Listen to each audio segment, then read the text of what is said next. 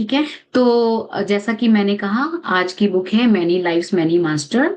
ये एक सच्ची घटनाओं पे आधारित है। ये एक साइकेट्रिस्ट के बारे में है और उनकी बहुत यंग पेशेंट के बारे में है, जो सेशन उनको पास्ट लाइफ थेरेपी के द्वारा उन्होंने जो भी जाना उसके बारे में है। ठीक है।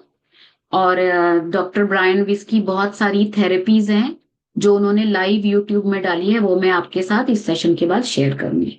ठीक है। तो डॉक्टर ब्रायन विस के बारे में थोड़ा सा जानते हैं। ये इन्होंने ग्रेजुएशन किया कोलंबिया यूनिवर्सिटी से। इन्होंने येल यूनिवर्सिटी ऑफ मेडिसिन से एमडी किया हुआ है। ये एक साइकेट्रिस्ट हैं जो जो येल यूनिवर्सिटी में पहले रेसिडेंसी किया। फिर ये फैकल्टी पोजीशन ली इन्होंने पिट्सबर्ग, यूनिवर्सिटी ऑफ पिट्सबर्ग में। उसके बाद इन्होंने यूनिवर्सिटी ऑफ मियामी में साइकोफार्माकोलॉजी में हेड किया। और उसके बाद ये चीफ ऑफ साइकेट्री बने हॉस्पिटल इन मियामी में। तो इनका प्रोफाइल बहुत रिनाउंड प्रोफाइल है, नोन है अमेरिका में। और इन्होंने बहुत सारी 37 साइंटिफिक बुक्स और पेपर्स लिखी हैं साइकोलॉजी के फील्ड में। ठीक है। तो ये ब्रायन विस का कहना है कि मैं जानता हूं कि हर चीज के पीछे कोई ना कोई कारण होता है। शायद उस समय जब कोई घटना घटती है तो हमारे पास ना तो अंतर्दृष्टि होती है, न ही कारण को समझने की दूरदर्शिता, लेकिन समय और धैर्य के साथ यह बात सामने आ ही जाती है। ठीक है, ये इनका कहना है। आइए आइए अब हम थोड़ा सा इंट्रोडक्शन जाने इस बुक के बारे में, मैनी लाइफ्स मैनी मास्टर के बारे में। डॉक्टर ब्रायन विस कहते हैं, कैथरीन के साथ भी ऐसा ही हुआ। मैं पहली बार उससे 1980 में मिला था, जब वो 27 साल की थी। वह अपनी चिंता, घबराहट के दौरे से और भय के लिए मदद मांगने मेरे दफ्तर आई। हालांकि ये लक्षण उसके बचपन से ही थे, लेकिन हाल के दिनों में ये बहुत बदतर हो गए थे। हर दिन वह खुद को भावनात्मक रूप से अधिक लकवाग्रस्त और काम करने के लिए असमर्थ पाती थी। वह भयभीत थी और जाहिर तौर पे बहुत उदास थे। उस समय उसके जीवन में जो अराजकता है, मैं उसके विपरीत अपने जीवन में इसको सुचारू रूप से चला रहा था। मेरी स्थिति बहुत अच्छी थी। मेरी खूबसूरत शादी थी, 2 बच्चे थे और एक शानदार करियर था। ठीक है। ये ब्रायन विस कैथरीन के बारे में और खुद के बारे में थोड़ा बता रहे हैं। शुरू से ही मेरा जीवन हमेशा से एक सीधी राह पे चलता हुआ प्रतीत होता था। मैं एक प्यार भरे घर में पला बड़ा। शैक्षणिक सफलता आसानी से मिली। कॉलेज के दूसरे वर्ष में ही मैंने मनोचिकित्सक बनने का निर्णय लिया।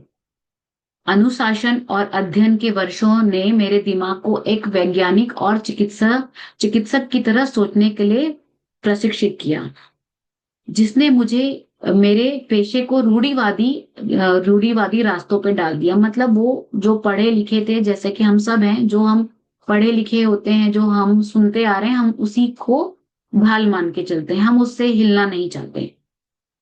मैं किसी भी ऐसी चीज पे भरोसा नहीं करता था जिसे पारंपरिक वैज्ञानिक तरीके से साबित नहीं किया जा सकता था। जो साइंटिफिकली प्रूवन है, मैं उसी को मानता था। मैं पैरासाइकोलॉजी में कुछ अध्ययन से अवगत था जो देश भर में प्रमुख विश्वविद्यालयों में किए जा रहे थे, लेकिन उन्होंने मेरा ध्यान नहीं खींचा।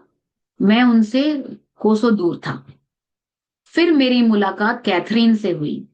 कैथरीन को हम इस पूरे बुक रीडिंग में कैथरीन या कैथी भी बोलेंगे। ठीक है। 18 महीने तक मैंने उसके लक्षणों पर काबू पाने में मदद करने के लिए चिकित्सा के पारंपरिक तरीकों को इस्तेमाल किया। जब कुछ भी काम नहीं आया तो मैंने सम्मोहन का प्रयास किया। हिप्नोसिस हमने सुना होगा, वो इन्होंने बाद में ट्राई किया। कई ट्रांस अवस्थाओं में, ट्रांस अवस्था वो होती है जब हम अपने चेतना की बहुत गहराई में होते हैं। तो वो चेतना की गहराई में पहुंचने के लिए या तो दवाई का प्रयोग किया जा सकता है, हिप्नोटिज्म का या मेडिटेशन का। ठीक है। कई ट्रांस अवस्थाओं में कैथरीन ने पिछले जीवन की यादों को याद किया और उसके लक्षण के कारण साबित हुए। यह अत्यधिक विकसित आत्मिक संस्थाओं की जानकारी प्राप्त करने के लिए एक माध्यम के रूप में कार्य में सक्षम थी। मतलब ये जो कैथरीन है जिसकी हम बात कर रहे हैं, जो इनकी पेशेंट थी, ये एक माध्यम थी। माध्यम वो होते हैं जिनकी एनर्जी बहुत हाई होती है, और वो मरने के बाद की जो दुनिया होती है ना, उनके उनसे और हमारे इस दुनिया में जिसमें हम जी रहे हैं, भौतिक दुनिया, इनसे संपर्क बनाने में सक्षम होते हैं। तो ये जो कैथरीन थी, ये एक माध्यम थी, उसे माध्यम कहा जाता है। कुछ ही महीने में उसके लक्षण गायब हो गए और वो अपने जीवन को फिर से शुरू कर पाई, पहले से अधिक खुश और शांतिपूर्ण। मेरी पृष्ठभूमि में कुछ भी मुझे इसके लिए तैयार नहीं कर सकता था। जब ये घटना मेरे सामने आई तो मैं बिल्कुल आश्चर्यचकित था। ठीक है, मेरे पास जो कुछ हुआ उसके लिए कोई वैज्ञानिक स्पष्टीकरण नहीं है। मानव मन के बारे में कुछ ऐसा है जो हमारी समझ से परे है। शायद सम्मोहन के तहत कैथरीन अपने अवचेतन मन के उस हिस्से पर ध्यान केंद्रित करने में सक्षम थी जो वास्तविक पिछले जीवन की यादों को संग्रहित करता था। तो मैं यहाँ पे कुछ ऐड करना चाहूंगी। हमारी जितनी भी लाइफ हम जी के आए हैं पहले, ठीक है, उनकी सारी यादें जो हैं हमारे सबकॉन्शियस माइंड में रहती है, जमा रहती है।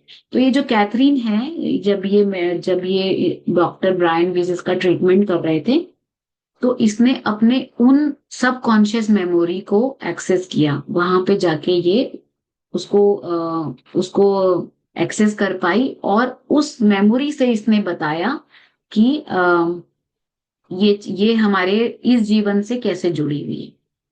वैज्ञानिक इन उत्तरों को देखना शुरू कर रहे हैं।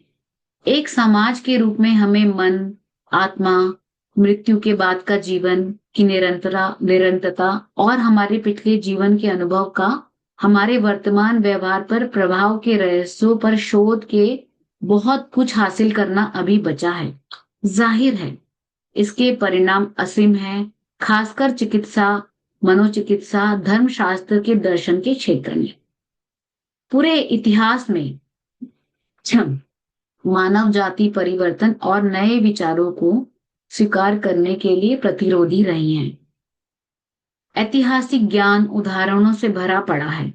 जब जब गैलीलियो ने बृहस्पति के चंद्रमा की खोज की, तो उस समय के जो इन्वेटर्स हैं, इन उपग्रहों को स्वीकार करने या देखने से भी इनकार कर दिया था। क्योंकि इन चंद्रमाओं का अस्तित्व उनके स्वीकृति मान्यताओं के विरोधाभासी था। मतलब क्योंकि साइंटिफिकली प्रूवन नहीं था, तो लोग एक्सेप्ट करने को रेडी नहीं थे।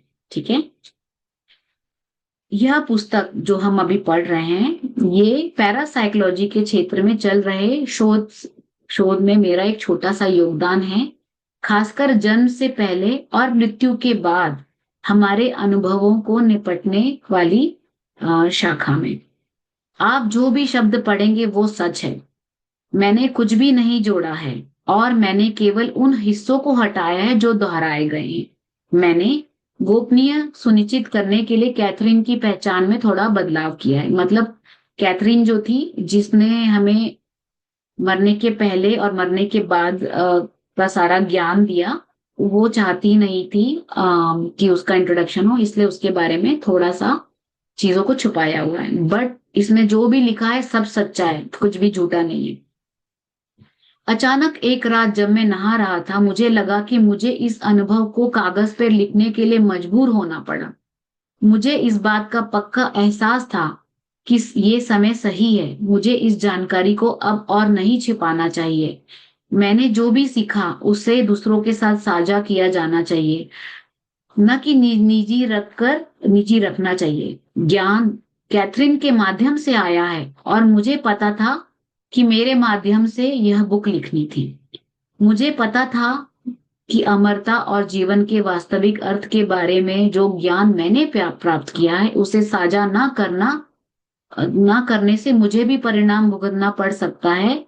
ये विनाशकारी साबित हो सकता है। वो ये ऐसा इसलिए कह रहे हैं क्योंकि जो मास्टर्स थे उन्होंने ये कहा ब्रायन विस को ये सब नॉलेज इसीलिए दिया जा रहा है क्योंकि ये आगे बढ़ा है, इसीलिए उनको ये पता था कि ये बुक लिखना उनके जीवन का एक पार्ट है।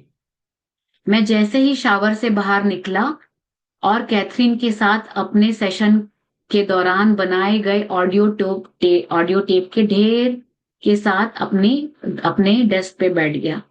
सुबह